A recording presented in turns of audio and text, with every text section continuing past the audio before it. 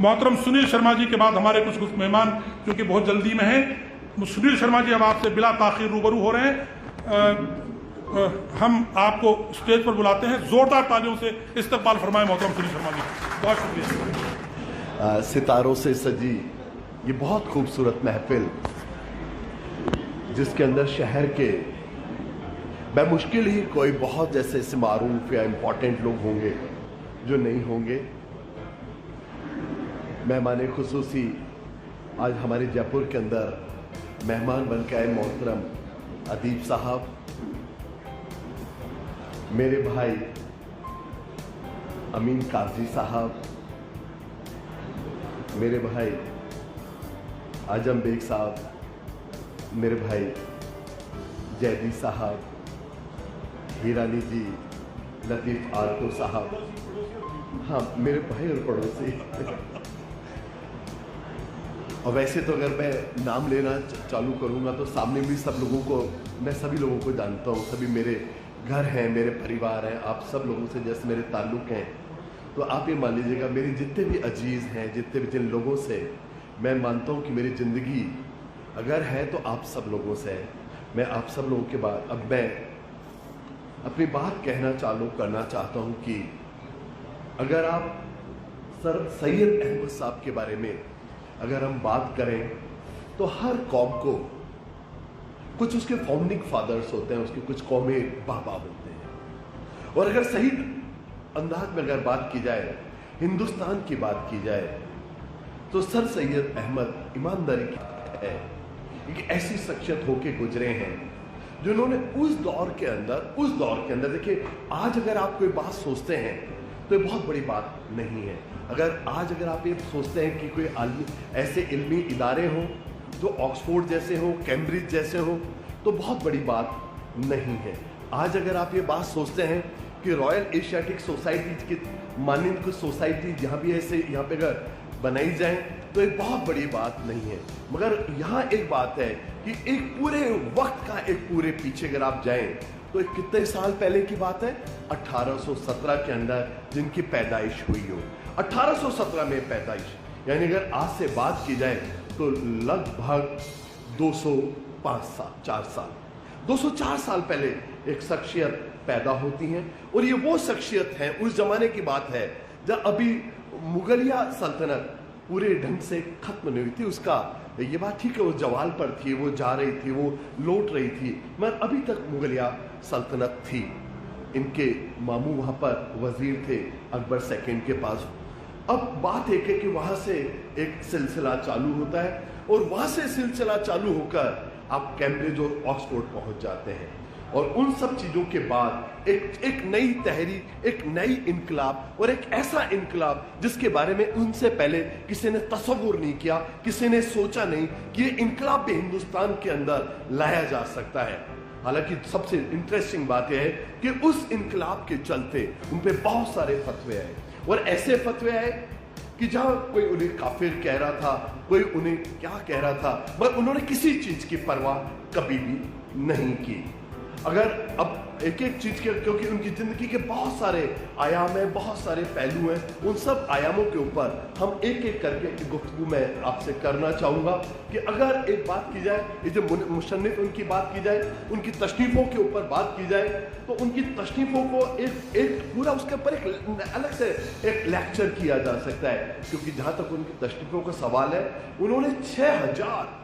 6000 पेजों के ऊपर उन्होंने अपना काम किया। पूरी एक लाइब्रेरी, आप उससे एक लाइब्रेरी का पूरा एक आप बंदोबस्त कर सकते हैं। उनकी क्या अगर तशनीफ रखी जाए, और उनकी तशनीफ के अंदर केवल सियासी तशनीफ नहीं है, केवल मजहबी तशनीफ नहीं है, उनकी तशनीफ के अंदर तारीखी तशनीफ भी है। तो अगर बात की जाए, क्योंकि वो इस बात का देखिए, इस्लाम के अंदर अगर आप पहले से अगर आप बात करें, अगर बगदाद के खलीफाओं के बारे में हम बात करें, तो मैं एक बार के लिए पहले आपको थोड़ा पीछे ले जाना चाहूँगा। मैं उस ज़माने की बात करना चाहूँगा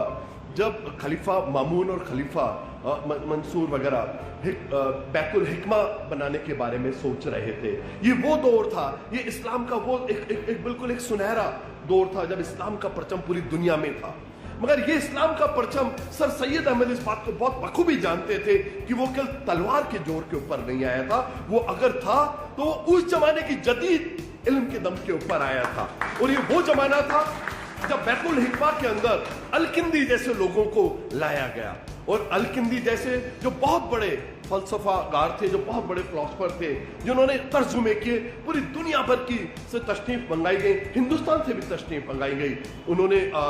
ग्रीस से, यूनान से तशरीफ मंगाई, पूरी दुनिया की जितनी मारूफ तशरीफें थी उन सबको लाके बगदाद मंगाया गया, और बगदाद में उनके फिर तर्जुमे हुए, और उन तर्जुमों का नतीजे निकले, उनके नतीजे निकले कि इस्लाम पूरी दुनिया के अंदर गालिब हो गया, इस्लामी अदब गालिब हो गया, वो कल्चर गालिब हो गई। तो सर सैयद अहमद अगर सच बात पूछी जाए तो वो उसी ट्रेडिशन को वापस हिंदुस्तान में लाना चाहते थे। और अब ये लाया कैसे जाए? तो ये कई बार हम एक बात कहते हैं कि एक चना भाड़ नहीं फोड़ सकता, मगर उन्होंने उस चीज को भी झूठा साबित कर दिया। वो एक चना, और उन्होंने सच बात कहें तो पूरा एक भाड़ को फोड़ के रख दिया, पूरे हिंदुस्तान को बदल के रख दिया।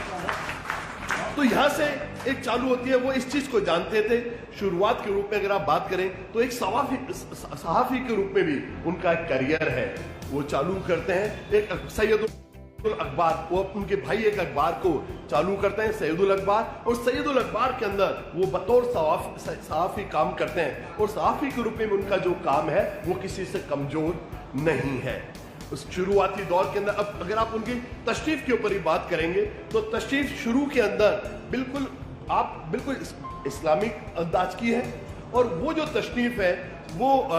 शाह वलीउल्लाह रहमतुल्लाह अलैह से इंस्पायर्ड है, शाह दहलवी से इंस्पायर्ड है। मगर आप उनके अंतिम अगर आप तशरीफ देखेंगे तो वो फिर जॉन स्टुअर्ट मिल से इंस्पायर्ड है। वो उसके अंदर बात करते हैं, स्टुअर्ट मिल की बात करते हैं, वो उसके अंदर एडिसन की बात करते हैं, वो उसके अंदर स्टेले की बात करते हैं। तो यानी अगर आप बात करेंगे तो एक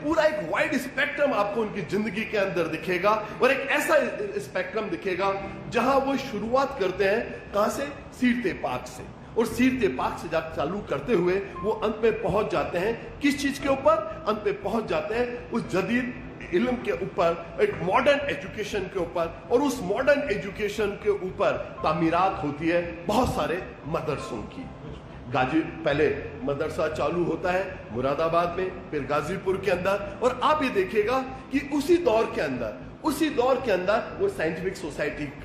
को भी चालू कर देते हैं। और ये जो साइंटिफिक सोसाइटी है, ये साइंटिफिक सोसाइटी अपने आप में एक इनकलाब है। ये इनकलाब है किस चीज का? कि आने वाले दिनों के अंदर मदरसों के अंदर कैरिकुलम किस चीज का हो, क्या चीज पढ़ाई जाए, किस जदीद इल्म को पढ़ाया जाए, किस साइंस को पढ़ाया जाए, क्योंकि वो इस बात को बहुत अच्छी तरह समझ गए थे। उन्होंने 1857 की उस क्रांति, अब तो हम क्रांति बोलेंगे, उस क्रांति को उन्होंने देखा था, और उस क्रांति के नतीजे क्या निकले? उस क्रांति के नतीजे ये निकले कि हम लोग बहुत बुरी तरह शिकस्त खा गए, और उस शिकस्त के ऊपर फिर बदले की कार्रवाइयां चालू हुई। बदले की कार्रवाई से ना कोई भी नहीं बचा, यहां तक कि सर सैयद अहमद की जो पूरा परिवार था, उनकी पूरी जो फैमिली थी, उनकी जो माँ थी, जिनकी माँ ने उन्हें शुरू में तालीम दी थी, अजीजुन निसा भी, अगर आप उनको देखेंगे कि कैसे वो उनको लेने के लिए मेरठ से आए। वो मेरठ से जब वो आए तो कहते हैं कि उनकी माँ और उनकी जो मामी थी वो एक बहुत ही बुरी दशा के अंदर वहां पे उनको मिली, उनको वहां से वो लेके आए, और लेके वो मेरठ तक ले जाने में कामयाब तो हो गए, मगर इस पूरी लाने ले जाने से पहले उनका पूरा जो मामूजान का जो परिवार था, वो फैमिली खत्म हो गई, उन सब लोगों को मार दिया गया। वो मेरठ से जो वो दिल्ली तक आए तो उन्होंने हर दरख्त के ऊपर लाशें लटकी हुई देखी, और इस चीज को लेके वो वास्तव में एक बहुत दुखी हो गए, क्योंकि जिस ढंग के बदले के अंदर कार्रवाई की जा रही थी ब्रिटिश एम्पायर के द्वारा, वो वास्तव में ऐसा आज तक कभी भी ऐसी क्रूअल्टी कभी भी नहीं हुई। वो इस बात को समझ गए थे कि आज के दौर के अंदर जैसा उस जमाने के अंदर मुसलमानों की हालत थी, उसके अंदर वो ब्रिटिश एम्पायर से बिना इल्म हासिल किए टक्कर लेने के बारे में सोच भी नहीं सकते। और इसी सब चीजों के ऊपर उन्होंने, क्योंकि वो इस इंतकाम की जो कार्रवाई हो रही थी, इससे भी वो बचाना चाहते थे अपनी कौम को, तो उन्होंने किताब लिखी, उन्होंने एक पैम्पलेट निकाला, और वो था असबाब हिंद, जो बगावत असबाब हिंद। تو اب یہ بات ہے جو بغاوت اسباب ہند تھا وہ جب شروع میں انہوں نے لکھا 500 پیمپلیٹ چھاپے امین بھائی انہوں نے 500 پیمپلیٹ چھاپے اور ان 500 پیمپلیٹس کے اندر وہ یہ کہنا چاہتے تھے کہ جن کو ذمہ دار ٹھہرایا جا رہا ہے اس بغاوت کا مسلمانوں کو جن کو بغاوت کا ذمہ دار ٹھہرایا جا رہا ہے وہ واستو میں وہ ذمہ دار نہیں ہے برٹش ایسٹ انڈیا کمپنی کی جو ظالمانہ حرکتیں تھیں وہ اس کے لیے ذمہ دار ہے اس دور کے اندر جب آپ سوچیں درختوں پہ لاشیں لٹکی ہوئی ہوں اس زمانے کے اندر ایک قلم کو اٹھا لے اور اس ایمپائر کے خلاف قلم اٹھا لے جس کا سورج کبھی است میں نہیں ہوتا تھا ان کے ایک دوست تھے جیسے امین بھائی کا دوست میں ہوں ان کے بھی ایک دوست تھے شنکر لال جی نے انہوں نے کہا کہ سید صاحب یہ مت کریے مت دیجیے آپ اس کو میں آپ کے ہاتھ جوڑ رہا ہوں میں پاؤں پکڑ رہا ہوں اس پیمپلیٹ کو مت چھاپیے گا مگر جو جد کے پکے ہوتے ہیں اور جو اصول کے پکے ہوتے ہیں اور جنہیں لگتا ہے کہ حق میرے ساتھ ہے تو پھر وہ کسی چیز سے ڈرتے نہیں ہے وہ موت سے بھی نہیں ڈرتے انہوں نے کہا کہ میں نہیں ڈروں گا میں نے یہ 500 پیمپلیٹ چھاپے ہیں اور میں چاہتا ہوں کہ جو برٹش پارلیمان ہے میں ان کو ان چیزوں کو بھیجوں اور انہوں نے ان کو بھیجا جب ان کو بھیجا تو خیر کہتے ہیں وہ شنکر لال ان کے دوست تھے انہوں نے پاؤں بھی پکڑے وہ رونے لگ گئے مگر انت میں انہوں نے دیکھا بھائی ان کی ضد ہے تو پھر انہوں نے کہا ٹھیک ہے پھر اوپر والے کو جو منظور ہے وہی ہوگا کہتے ہیں اس کے بعد انہوں نے پیمپلیٹ بھیجے مگر وہ جو پیمپلیٹ انہوں نے بھیجے کیول ایک کاپی انہوں نے برٹش انڈیا کے انڈین آفس کو بھیجا لارڈ کیننگ کو جب کونسل ہوئی تو ایک سسل بیڈن تھے جو اس زمانے میں فارن سیکرٹری ادیب صاحب وہ بڑے ناراض ہو گئے اور ان کو لگا کہ یہ جو پیمپلیٹ ہے یہ کھلے عام بغاوت ہے اور اس کے لکھنے والے کو کڑی سے کڑی سزا دی جانی چاہیے مگر کیننگ اور باقی جو افسران تھے وہ یہ بولے بھئی آپ اس میں سزا مت دیجیے گا آپ یہ دیکھیے گا کہ اس میں جو نقطہ نظر ہے کہ کیا واستو میں جو بغاوت ہے کیا انہی کارنوں سے تو نہیں ہوئی اور نتیجہ نکلا کہ وہ سزا نہیں دے پائے کہتے ہیں بعد میں وہی چیز ایک ریکنسیلیشن کا ایک دو مسلمانوں کے بیچ میں ہندوستان کے بیچ میں اور برٹش ایمپائر کے بیچ میں برج کا اس نے کام کیا تو میں آپ بھی سوچے گا اس دور میں ہمت کر لینا اس دور کے اندر ہمت کر لینا جب کہتے ہیں دلی کا ایک بھی درخت ایسا نہیں تھا جس کے اوپر لاشیں نہیں لٹکائی گئی ہوں اس دور میں انہوں نے لکھا پھر خیر بہرحال آگے چلتا ہوا سلسلہ جب میں نے آپ کو مدرسوں کی بات بتائی وہ مدرسے چالو ہوتے ہیں اور مدرسوں کے بعد وہ 1869 کے اندر انگلینڈ جاتے ہیں اب دیکھیں انگلینڈ گئے ایک اسکالرشپ کے اوپر مگر ایک دماغ کے اندر ایک الگ ڈھنگ کا ایک چل رہا ہے ایک موومنٹ چل رہا ہے اور وہ موومنٹ ہے وہاں وہ آکسفورڈ کو دیکھتے ہیں وہاں وہ کیمبرج کو دیکھتے ہیں وہاں وہ ڈفرینٹ یونیورسٹیز کو دیکھتے ہیں کیونکہ ایڈنبرگ یونیورسٹی نے اس ٹائم انہیں ڈیلیٹ کی اپادھی دی پر جب ساری یونیورسٹیوں کو دیکھتے ہیں تو ان کو لگتا ہے ان کے من میں بھی ایک تمنا آتی ہے کہ کیوں ایسی ہمارے یہاں کیوں نہیں بنے وہ واپس لوٹتے ہیں اور لوٹنے کے بعد وہ ایک کونسل بناتے ہیں مولوی سمیع اللہ کے لیڈرشپ میں کہ ایسی ہی یونیورسٹیاں مجھے بھی بنانی ہے ایسی یونیورسٹی مجھے بنانی ہے اب جب ایسی یونیورسٹی بننے کی بات آتی ہے تو لوگ کہتے ہیں آپ شیخ چلی ہیں شیخ سر سید احمد کو انہوں نے خود نے اس بارے میں لکھا ہے کہ لوگ مجھے کہتے تھے کہ تم شیخ چلی ہو کیا سوچ رہے ہو آکسفورڈ بناؤ گے کیمبرج بناؤ گے تم نے اپنا حلیہ دیکھا ہے اپنے آپ کو دیکھا ہے مگر دیکھیے یہاں ایک بات ہے کسی کی پرواہ نہیں کرنی کہ وہ کہتا ہے مجھے شیخ چلی بولا لوگوں نے مگر میں اس بات سے کہ کبھی بھی میں نے اس کی پرواہ نہیں کی تو یہاں ایک بات ہے کہ انقلاب جس کے من کے اندر ہوتا ہے جو یہ سوچتا ہے کہ میری قوم کی فلاح کس چیز کے اندر ہے پھر وہ اگرچہ ایک چیز اس نے لے لیا مجھے یہ کرنا ہے تو اس چیز کو پھر انجام دینے کے لیے بہت سارے دوست بھی ان کو مل جاتے ہیں اور ایسا ہی ان کے ساتھ بھی ہوا مولوی سمیع اللہ صاحب جیسے لوگ مل گئے محسن ملک مل گئے حالی مل گئے اور ایک کارواں ایک بنتا گیا مگر کارواں بن گیا کارواں بنتے ہی واپس سائنٹیفک سوسائٹی کو انہوں نے دوبارہ سے اور ایکسٹرا آرڈینری کیا اب یہاں ان کے دماغ میں ایک بات اور آئی کہ ٹھیک ہے علی گڑھ کی تو یونیورسٹی بن جائے گی مگر باقی جگہ کا کیا ہوگا تو یہاں انہوں نے واپس سے دوسرا ایک کام چالو کیا اور وہ کام تھا ایجوکیشن کانفرنس کا پہلے شروعاتی دور کے اندر اس کا نام محمدن ایجوکیشن کانگریس رکھا گیا اور 1886 کے اندر اس کا جلسہ ہوا مگر بعد میں انہیں لگا کہ کانگریس اور بھارتی راشٹری کانگریس میں کنفیوژن نہیں ہو جائے بعد میں اس کا نام انہوں نے کانفرنس رکھ دیا اب یہ جو کانفرنس تھی یہ کر کیا رہی تھی یہ پورے ہندوستان بھر میں گھوم رہی تھی اور گھوم کر اس جگہ یہ بات یہ کرتی تھی کہ اگر مدارس جتنے بھی ہیں, جتنے بھی علوم ہیں, تعلیمی علوم, آپ کے جتنے بھی سینٹرز ہیں, جو مرکز ہیں جو تعلیمی, ان کا سلیبس کیا ہو, اور اس سلیبس کے اندر جب تک وہ چیزیں نہیں آئیں گی, کون سی چیز, سائنس نہیں آئے گی, فلسفہ نہیں آئے گا, تاریخ نہیں آئے گی, تو تب تک کوئی بھی چیز کو واپس سے آپ اس کے اندر ایک ریولیوشنائز نہیں کر سکتے. اور اسی چیز کو کانفرنس نے کام کیا. نتیجہ نکلا کہ ایک بالکل ایک الگ ڈھنگ کی ایک تحریک, ایک علی گڑھ تحریک بن گئی. دوستوں, بہت سارے لوگ یہ بات کہتے ہیں, بہت سارے لوگ یہ بات کہتے ہیں کہ وہ کچھ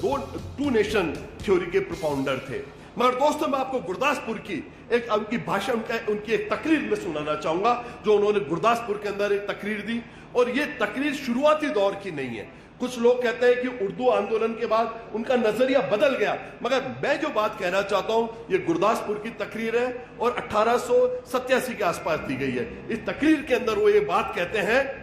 کہ ہندوؤں, اے مسلمانوں, یاد رکھو کہ تمہارے پرکھے اسی زمین کے اندر دفن ہوئے ہیں, تمہارے پرکھے اسی زمین کے اندر جلے ہیں. تم دونوں الگ الگ نہیں ہو سکتے ہو. جہاں تک ہندو اور مسلمان کا سوال ہے یہ کیا ایک مذہبی بات ہے. جہاں تک قوم کا سوال ہے تو ہندو, مسلم, سکھ, عیسائی, ہم سب ایک دوسرے سے بھائی بھائی ہیں. تو یہ گرداسپور کی ان کی آپ تقریر دیکھیے, جہاں دوسری بار وہ ایک بات کہتے ہیں کہ ہندو اور مسلمان اس ہندوستان کی اس دلہن کی دو آنکھ کے مانند ہے کہ جس میں اگر ایک آنکھ اگر چلے جائے گی تو دلہن کیا کہلائے گی, وہ آپ بہنگی کہلائے گی. تو وہ اس چیز کو سمجھتے تھے اور اس نظریے کو انہوں نے آگے بڑھایا. وہ ایک دیگر بات ہے کہ وہ یہ مانتے تھے کہ ابھی وہ دور نہیں آیا ہے جب مسلمانوں کو سیاسی روپ سے اپنے آپ کو ایکٹیویٹ کرنا چاہیے. پہلے اپنے آپ کو تعلیم حاصل کریں اور تعلیم حاصل کر کے اس مقام پہ پہنچیں کہ جب آپ واستو میں سیاست کے لیے آپ تیار ہو جاتے ہیں. انہوں نے اگر آپ اس دوسرے ڈھنگ سے بات کریں, ان کا اگر پارلیمانی کیریئر کے روپ میں بات کریں, کیونکہ وہ وائس رائے کونسل کے بھی لیجسلیٹو ممبر ہے, پہلے ایڈیشنل ممبر ہے, پھر دوسری بار ممبر ہے, 2 ٹرم سینٹرل اسمبلی ممبر ہے, اور 2 ٹرم وہ نارتھ ایسٹرن گورنر کی لیجسلیٹو کونسل کے بھی ممبر ہے. دونوں بار جب بھی کبھی کوئی ایجوکیشن کمیشن آیا تو انہوں نے کیا ٹیسٹیفائی کیا, یہ اپنے ریکارڈ کا حصہ ہے, یہ ایک تاریخ کی حصہ ہے. ہر بار انہوں نے ایک ہی بات کی کہ جدید علوم کے بنا کوئی بھی قوم کو جگایا نہیں جا سکتا. حالانکہ یہ دور پرانے دور میں بھی تھا جب ابن روشد جیسے لوگ یہ بات کہا کرتے تھے, ابو علی سینا یہ بات کہا کرتے تھے, جب الکندی جیسے لوگ کہا کرتے تھے. مگر اس کے بعد اگر آپ بات کریں, میں بہت ہی معذرت کے ساتھ کہنا چاہوں گا کہ امام غزالی کے بعد وہ دور ختم ہو گیا, کیونکہ غزالی نے کہا کہ کل علم کی ضرورت اتنی ہے, آپ کے دنیاوی علم کی ضرورت ہوتی ہے جتنا دین کو ضرورت ہو. تو یہ ایک, کیونکہ انہوں نے کتاب لکھی طیف الفلسفہ, ڈسٹرکشن آف فلسفی, حالانکہ ابن روشد نے اس کا بھی کنٹراڈکشن لکھا, مگر کالانتر میں بات کے اندر دوسری چیز ہو گئی اور ایک جو علم ہے وہ دوسرے ڈائریکشن میں چلے گیا. انہوں نے اس موڑ کو واپس سے موڑ دیا. تو میں مانتا ہوں جو کام بغداد کے اندر الکندی یا ابو علی سینا کر رہے تھے یا ابن روشد کر رہے تھے, وہ کام ہندوستان کے اندر پہلی مرتبہ ہوا اور اتنا جوڑ شور سے ہوا, اتنا بہترین ڈھنگ سے ہوا کہ ان کے پروڈکٹس کو آج میں سامنے یہاں بیٹھے ہوئے دیکھ رہا ہوں, جو اپنے آپ میں اس ہندوستان کی شان ہے. رہی بات, اگر آپ بات کریں تو دیکھیے یہ بات اچھی سمجھ لیجیے, میں نے آپ پہلے بھی کہا کہ ان کے زمانے میں بہت سارے ان کے خلاف فتوے آئے, ہر جگہ فتوا آیا, کیونکہ ان کا نظریہ یہ تھا کہ وہ قرآن کا بھی جو انٹرپریٹیشن, انہوں نے قرآن شریف کی بھی تفسیر لکھی, اور وہ جو تفسیر تھی اس کے اندر بہت ساری چیزوں کے اوپر آج ایک نا اتفاقی کی بات بھی ہو سکتی ہے, آج بھی ہو سکتی ہے, کیونکہ آج بھی بہت سارے لوگ ہیں جو ان سے اس بارے میں نا اتفاقی رکھتے ہیں. کیونکہ انہوں نے حالانکہ یہ بات کہی کہ قرآن کے اندر انہوں نے سائنٹیفک انکوائری کی بات کرنا چالو کی کہ ایک سائنٹیفک انکوائری ہمیں بات کرنی ہے اور اس چیز کے بارے میں بات کرنا ہے جہاں قرآن شریف کے اندر جدید علم کی بات ہے. تو وہ سائنٹیفک انکوائری کو وہاں بھی وہ ڈھونڈ رہے تھے, اور ان کی جو تفسیر ہے وہ اپنے آپ میں بہت ہی ایک پڑھنے لائق تفسیر ہے. اور اس کے اوپر جو آپ کے دارالعلوم دیوبند کے جو بانی ہیں انہوں نے کہا کہ میں ان سے مختلف رائے رکھتا ہوں. आपके जो अहमदिया जो संप्रदाय के नहीं हाँ नादुद्दीन साहब ने तो बड़ा उनके खिलाफ भी बोला, उन्होंने कहा भी बाकी ठीक है, आलिमी इल्मी रूप से तो आगे बढ़ना चाहिए, मगर इनके जो मजहबी जो एतबार से मैं इनसे मुख्तलिफ राय रखता हूँ, मगर कभी भी उन्होंने इस चीज़ को बारे में ध्यान नहीं दिया। आप मुख्तलिफ राय रखते होंगे। रिबा के ऊपर उन्होंने बिल्कुल अलग ढंग का एक बात कही कि रिबा जो है, जो इंटरेस्ट है, वो कहते हैं गरीब को अगर आप कर्ज के ऊपर ब्याज लेते हैं तो वो 100% रिबा है, मगर अगर इंडस्ट्री के अंदर या कंपनीज के अंदर जॉइंट स्टॉक कंपनी, आप ये सोचिए उस जमाने में, मैं अब ये जो रिबा की बात मैं आपको कहना चाह रहा हूं, आप ये सोचिए 1880 के अंदर कोई ये बात सोच रहा हो कि अगर गरीब को कर्जा दिया जाता है और अगर उससे ब्याज लिया जाता है तो 101% हराम है, वो रिबा है। मगर अगर कंपनियों के शेयर्स के या डिविडेंड्स अगर आ रहे हैं जॉइंट स्टॉक कंपनीज के, तो उसको रिबा माना जाना चाहिए, नहीं माना जाना चाहिए, इस चीज के ऊपर डिबेट, इस चीज के ऊपर डिस्कशन। आप सोचिएगा आज भी जिन चीजों के ऊपर हम बात करने से डरते हैं, सर सैयद अहमद उस दौर में ये बात कर रहे थे, और इसीलिए वो कौमें बाबा एक कौम है, इसीलिए बाबा एक कौम है कि उस दौर के अंदर ये बात करना, उस दौर में ये बात कहना, उस दौर के अंदर ब्रिटिश ईस्ट इंडिया कंपनी के खिलाफ भी किताब लिख देना, उस दौर के अंदर ये बात कहना कि हमें कुरान के अंदर साइंटिफिक इंक्वायरी की बात करनी चाहिए। तो मैं मानता हूं ये सब चीजें उनको एक बहुत बड़ा एक मर्तबा दिलवा देती है, जैसा इंसान न तो कोई हुआ है न कोई होगा। अब आ जाइए आज के दौर के अंदर उनकी क्या रिलेवेंस है। तो मैं आपको एक बात और कहना चाहता हूं, आज पूरे वर्ल्ड के अंदर इंटरफेथ डायलॉग की बात की जाती है कि इंटरफेथ डायलॉग किया जाए, मगर मैं आपको ये बात आपको अर्ज करना चाहता हूं, उन्होंने इंटरफेथ डायलॉग की बात तब की और उन्होंने इंजिल के ऊपर और तौरात के ऊपर, इंजिल और तौरात को इस्लामी एतबार से उन्होंने उसका भी इंटरप्रिटेशन किया। अब ये अपने आप में एक बहुत जोरदार बात है कि उस दौर में इंटरफेथ डायलॉग की बात कर रहे थे, डिफरेंट रिलीजन्स के बीच के अंदर डिस्टेंस को कम करने की बात कर रहे थे। जो चीज आज यूएस के अंदर, अमेरिका के अंदर या मगरबी मुल्कों के अंदर जो आज जो बात की जा रही है, वो बात हमारे यहाँ 150 साल पहले कोई आदमी करके चला गया। ये अपने आप में बहुत एक बड़ी बात है। आज यूनाइटेड नेशंस कहते हैं कि इंटरफेथ डायलॉग किया जाए, आज यूनाइटेड नेशन कहते हैं इंटरफेथ डायलॉग किया जाए, मगर वो उस जमाने में ये कह रहे थे तौरात और इंजिल, इनके जो जेनेसिस का चैप्टर है, फर्स्ट चैप्टर, उसके ऊपर उन्होंने एक व्याख्या लिखी उन्होंने, और इसी ढंग से जो गॉस्पेल ऑफ मैथ्यू है बाय इंजिल का, उसके ऊपर भी उन्होंने लिखा। और इन दोनों के ऊपर लिखने का उनका जो नजरिया था, वो उन्होंने इस्लामी एतबार से इन दोनों के ऊपर बात की, और उस बात का केवल एक उनके जो भी उनका जो जितनी भी तशरीफ है, उनका मकासिद केवल एक है, कुछ मकासिद जो है उनके केवल ये है कि कैसे लोगों के दिलों को नजदीक लाया जाए, कैसे लोगों के बीच के अंदर गलतफहमियां दूर की जाए। तो आप ये सोचिएगा इंटरफेथ डायलॉग के बारे में वो तब सोच रहे थे। सियासी अगर एतबार से बात करें तो सियासी एतबार से भी वो ये बात सोच रहे थे कि सियासत के अंदर बाद में आना है, पहले इल्म हासिल करना है, इल्म हासिल करके अपने आप को एक ताकतवर एक कौम के रूप में आप लेके आइएगा, उसके बाद आगे का रास्ता तो वैसे ही खुला मिल जाता है, वैसे ही खुला मिल जाता है। क्योंकि बहुत सारे वक्ता है और मेरे ख्याल से मैंने वैसे बहुत ज्यादा समय ले लिया है, तो बहुत बहुत आपको शुक्रिया। Thank you.